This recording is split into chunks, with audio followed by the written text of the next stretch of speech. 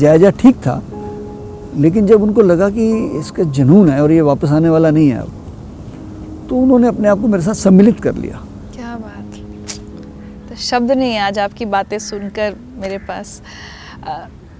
हर दिन लगभग कितने गरीबों या लावारिस लोगों की लाशों को आप लोग अंतिम संस्कार या दफनाने का काम करते हैं? पहले तो शुरू में स्टार्टिंग की थी तो हफ्ते में 2 आते थे, फिर महीने में 10-15 आने लगे करते करते। अभी 2 की एवरेज तो पर डे है गरीबों की।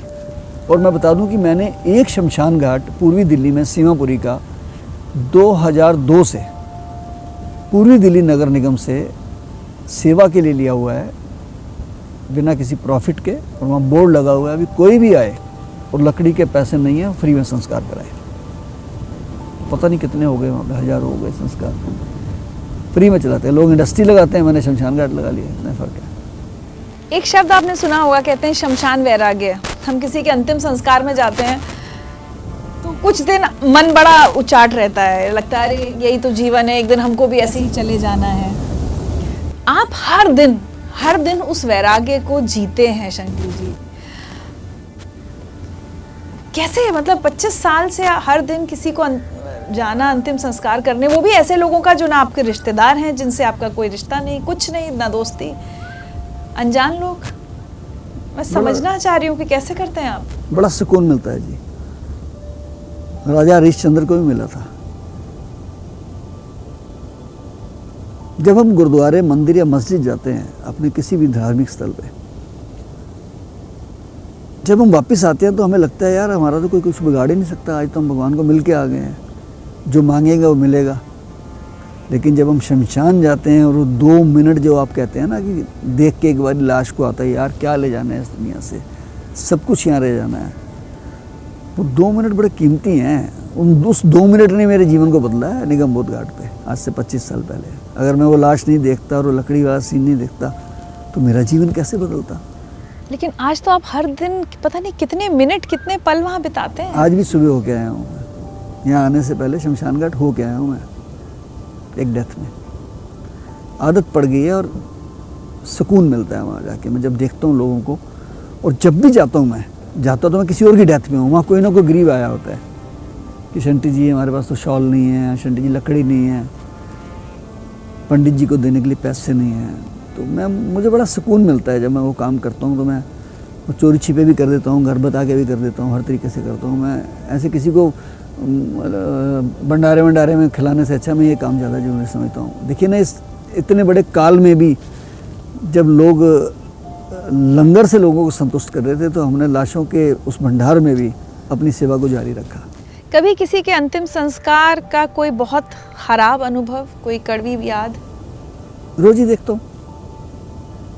ही देखता हूँ गरीब आदमी के परिवार वाले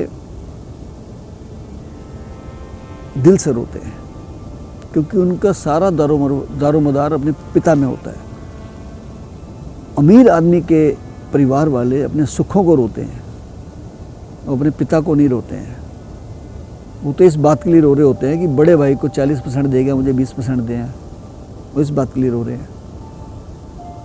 और मैंने आंखों में आंसू भी नहीं देखे पैसे वालों की, उनके आंसू सूख चुके हैं, बिल्कुल सूख चुके हैं। उनकी वो अपनी खुशियों के लिए, अपने स्वार्थ के लिए, ये बहुत बड़ी बात है कि वो दाह संस्कार करने भी आ जाएं तो बहुत बड़ी बात है। मैं साल में 100 केस ऐसा करता हूँ कि जिनके बच्चे कोई अमेरिका में है, कोई कनाडा में है, और वहाँ से मुझे फ़ोन आता है कि शंटी जी हम नहीं आ सकते, हम आपको अथॉरिटी लेटर भेज रहे हैं, आप संस्कार कर दीजिए। और हम करते हैं संस्कार। कभी गुस्सा नहीं आता आपको? कुछ बोलते हैं आपको भी गुस्से में किसी को? गुस्सा मुझे आ भी जाएगा तो मैं क्या कर लूँगा, लेकिन मुझे नसीहत मिलती है कि जिनके लिए हम सब कुछ करते हैं वो हमारे लिए क्या कर रहे हैं। एक माँ, एक बाप अपने तन को मार के, अपने मन को मार के, हो सकता है कि पिता जब घर में बच्चों के लिए सामान लाता है, हो सकता है उसकी जेब में पैसे ना हो और वो कहीं से उधार लेके भी लाता हो, बच्चे की फीस भी देता है कहीं से भी लाके, घर का सामान भी लाता है। लेकिन वही पिता जब मर जाता है और वो बच्चे बड़े वेल सेटल हैं, और ये भी शॉट देखा है कि एक दोनों बेटे अमेरिका में हैं, पत्नी को पैरालिसिस हो जाता है, पिता बेचारा उसकी सेवा करता है, मलमूत्र उठाता है, लेकिन एक दिन वो पत्नी सुबह देखती है कि उसका पति आज मेरा मलमूत्र नहीं उठा रहा, खुद वो उठ नहीं सकती, तो देखती है तो दूसरे पे पति उसका मरा पड़ा है। अब उसके अंदर इतनी हिम्मत नहीं है कि वो उठ के बेचारी उसको उठा सके। बहुत दूर तक MTNL का फ़ोन पड़ा था, 3 से 4 घंटे में घिसट घिसट के वहाँ जाती है, फ़ोन मिलाती है लेकिन बोल नहीं पाती है, लेकिन फ़ोन नंबर से पड़ोसी समझ जाते हैं कि कोई बात है कि ये फ़ोन बोल नहीं रहे हैं, और गेट तोड़ के वो अंदर आते हैं, उठाते हैं। शहीद भगत सिंह सेवा दल का फ़ोन आता है, हम जाते हैं उनके, और जैसे ही उनको ले जाने थे तो मिसिस की भी डेथ हो जाती है उस शौक पे। फ़ोन किया जाता है अमेरिका में, तो उन बच्चे कहते हैं जी हमको तो बहुत समय लगेगा, आप संस्कार कर दीजिए।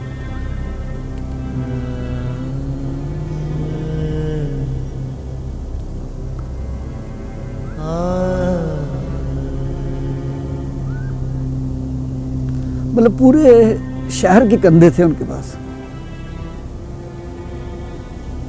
जिनको पैदा किया था वो कंधे नहीं थे। तभी लिखा है ना गुरबानी में, जगत में झूठी देखी प्रीत, इसलिए ये बहुत कुछ देखा है जी मुझे, आंखों से देखा है, भूल नहीं पाता हूँ।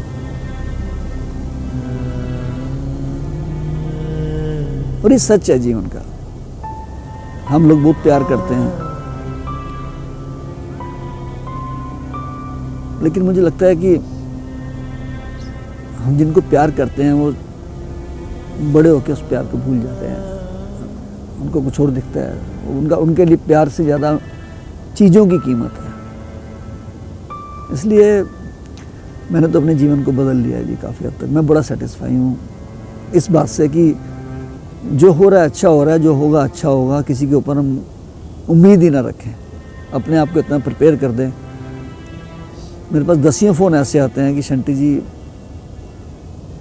मैं लिख के जा रहा हूँ कि मेरी डेथ हो जाए तो संस्कार मेरे बच्चे ना करें, आप करें। अच्छा।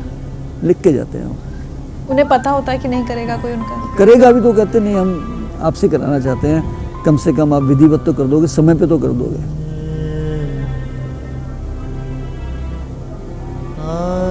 ये मैं रोज देखता हूँ। चलिए अब सबसे मुश्किल वक्त की बात करते हैं जिसका सामना हम सब ने किया, पूरी दुनिया ने किया, और बहुत लोगों ने अपने काम बंद कर दिए। मतलब चाहे वो प्रोफेशनली कहें या मैं बहुत लोगों से बात करती हूँ जो समाज सेवा भी कर रहे थे, उन्हें बंद करनी पड़ी लॉकडाउन की वजह से। और उस बीच मुझे पता चला कि शंटी जी ने काम बंद नहीं किया, क्योंकि मौतें बढ़ रही थीं और लोगों के अंतिम संस्कार भी बढ़ रहे थे। ऐसे में आपके पास भी तो एक वजह थी कि आप घर बैठ जाते, काम बंद कर देते, और कोरोना फैल रहा था, आप अपनी जान हथेली पे रख के काम कर रहे थे। ऐसा क्यों? शुरुआत में तो हमने खाने पीने से काम शुरू किया, क्योंकि लॉकडाउन से पहले एक ऐसा माहौल बन गया था कि बाज़ार बंद हो रहे हैं, ये हुआ है। तो हमने जहाँ पे आइसोलेशन सेंटर बना था मंडोली जेल में, तो मैंने वहाँ सेवा शुरू की खाने पीने की, लंगर की। फिर मुझे डीएम साहब ने कहा कि शंटी जी हमें एम्बुलेंस की जरूरत पड़ सकती है आने वाले समय में, हमें लगता है बहुत बढ़ेगा ये।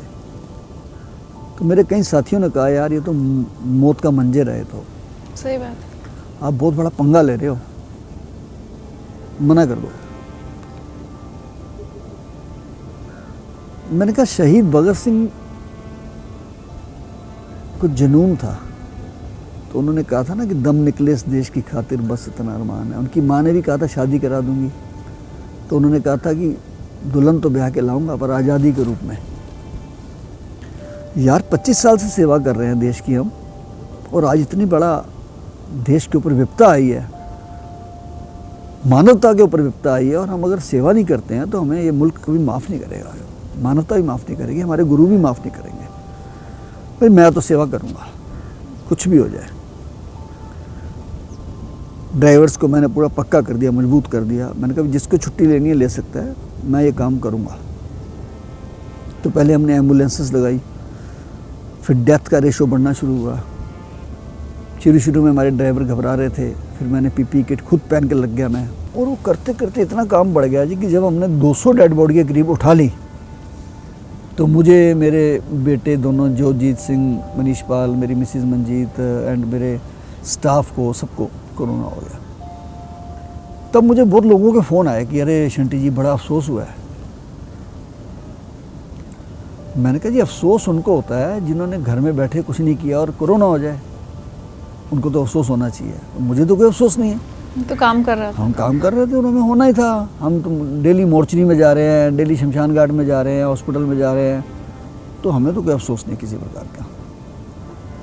हो जाएगा, ठीक हो जाएगा, कोई परवाह नहीं है। और नहीं भी रहेंगे ना, नहीं भी बचूंगा तो एक काम रुकने वाला नहीं है शहीद भगत सिंह सेवा का। इतना बड़ा हमने एक बेड़ा खड़ा कर दिया है, क्योंकि मेरी पोजीशन थोड़ी क्रिटिकल थी, मुझे एज ए डायबिटिक प्रॉब्लम आ गई थी काफ़ी, और लेकिन परमात्मा ने बचाया, फिर ठीक हो गए। इसका मतलब ईश्वर चाहता है कि हम और सेवा करें और ज़्यादा करेंगे हम सेवा, और खुद लगूंगा, मैं खुद लगूंगा। बस लग गए जी। उसके बाद 965 के करीब अभी तक हम क्रीमेशन करा चुके हैं कोविड वालों के, और 1200-1300 से ज़्यादा पेशेंट्स को भी हमने कैरी किया है। हम हॉस्पिटल से बॉडी भी खुद लेते थे, क्रीमेट भी खुद करते थे, उनको वीडियो भेज देते थे। एक ऐसे भी लोग थे जिनके पास पैसे नहीं थे और उनके भी कराए जी हमने। एक ऐसे भी लोग थे जो डेड बॉडी छोड़ के भाग गए कि हमको तो डर लगता है। अमीर गरीब दोनों थे, उसमें अमीर ज़्यादा थे। बड़ी मज़ेदार बात है, कोई सेंटिमेंट्स ही नहीं होते उनमें। तो साइन करा लो जी, आप ले जाओ बॉडी, आप ही करा देना है, फ़ोटो भेज देना हमको। अच्छे भले हैं वो बंदे, जा नहीं रहे हैं। तो ये 4-5 किस्म के संस्कार हमने कराए। और अभी तो जो मैंने 20 दिन पहले एक हादसा देखा, मेरे को झंझोर दिया उसने। पता है, एक 37-38 वर्ष के व्यक्ति कोरोना हो जाता है और वो कोरोना से ठीक हो जाते हैं। 3-4 दिन के बाद उनको हार्ट अटैक टाइप होता है, क्लॉट्स आते हैं, और उनको हॉस्पिटल लेके जाते हैं, उनकी डेथ हो जाती है। जिस जगह वो रहते हैं बिल्डिंग्स है, पूरी रो आमने सामने है, 1000 बंदे इधर रहते होंगे, 1000 इधर रहते होंगे। मुझे किसी का फ़ोन आया जी ऐसे ऐसे उनकी डेथ होगी और लाश घर पे आ गई है, उनका संस्कार कराने वाला कोई नहीं है। तो मैं समझ गया सारा हादसा कि मैं अपने वॉरियर अपने साथ रखता हूँ, 4 वॉरियर हमेशा संस्कार कराने के लिए। पीपी किट वगैरह पहन के हम पूरे एक्यूप्ड होके जाते हैं। मैं हैरान हुआ उस चीज़ को देख के कि वो व्यक्ति जो वहाँ का एक बहुत अच्छा सोशल वर्कर भी था, सिंगर भी था, वो उसकी मिसेज जो 30-35 साल की होंगी, दोनों तरफ की बिल्डिंगों में 500-500 लोग ऊपर खड़े हैं, जैसे कोई नीचे शूट हो रहा है या कोई कार्यक्रम हो रहा है। अकेली लेडी उसकी यार लाश के पास बैठी है, अकेली उसकी मिसेज। वो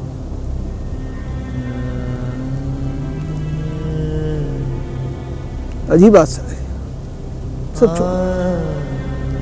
लेकिन उस बच्चे की हिम्मत देखो, उसने संस्कार खुद कराया। कहती, मैंने कहा जी मैं करूँगा। कहती नहीं भैया, रिचुअल्स तो मैं ही करूँगी, आप मुझे बताते रहना बस। तो ये राष्ट्रीय राजधानी दिल्ली में ही हाल हुआ है, तो बाकी जगह क्या हाल होगा, आप सोचिए इस बात को। इसने बहुत कुछ सिखाया हमें, इस कोरोना काल ने बहुत कुछ सिखाया। अच्छा, एक बात बताइए, जब इस तरह का काम करते हैं जिसमें हर दिन इतनी मुश्किलें भी हैं, सब कुछ है, ठीक है, सुकून मिलता है, लेकिन तकलीफ़ें भी बहुत आती हैं।